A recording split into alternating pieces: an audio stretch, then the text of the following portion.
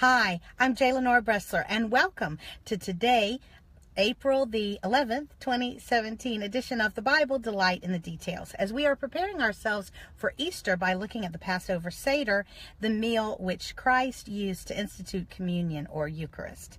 Now, we are talking about the Seder, which means order, and there is a ceremony to this. And as we talked about, Christ is our Passover lamb. So when he sat down to the Passover Seder that night, he told his disciples that he had earnestly and eagerly awaited having this dinner with them.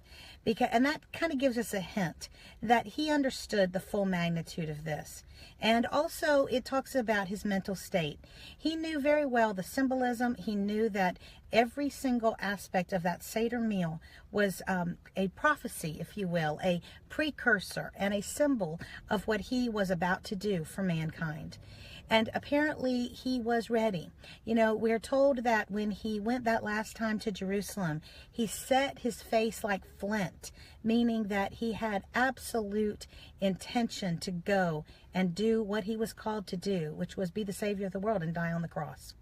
And he was not going to be shaken.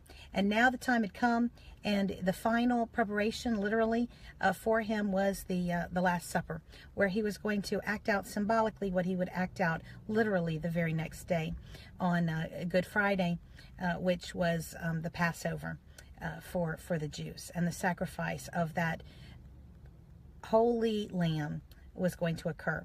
Now, we're going to be looking for the next couple of days at exactly what happened during the Seder meal. And the key thing you want to keep in mind is there were four cups of wine.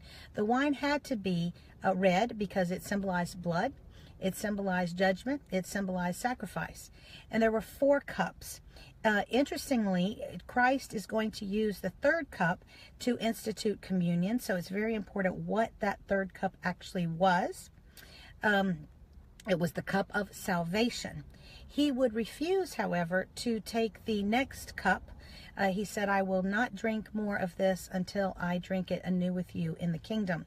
The fourth cup was the cup of acceptance, where the people acknowledged the sacrifice and accepted it and proclaimed God basically as king and ruler. And of course, Christ knew that people were not going to do that immediately. And so it would have been hypocritical and inappropriate for him to drink that particular cup, since his sacrifice was not going to be immediately recognized and accepted by the people. So what were the first two cups? The first two cups, the first one was called the cup of sanctification. And it started the story that the leader or the father of the house would talk about how the Jews had been the chosen people of God, that God had brought them out of the pagan land by Abraham, and walked them through the story of Abraham, Isaac, Jacob, and then into Joseph, and at first their prosperity in Egypt, and of course later their enslavement. Tomorrow we are going to talk about the second cup, a very interesting aspect of the Passover Seder, as it's called the cup of judgment or the cup of wrath. And this is probably the cup that Christ had in mind, by the way, when he prayed in the Garden of Gethsemane, Lord, if it is in your will, if there's any way, take away this cup from me. He's talking about the cup of judgment that he was going to be made to drink the next day on behalf of mankind.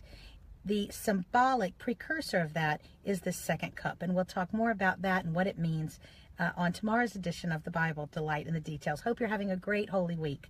I'm Lenora Bresler. Bye-bye for now.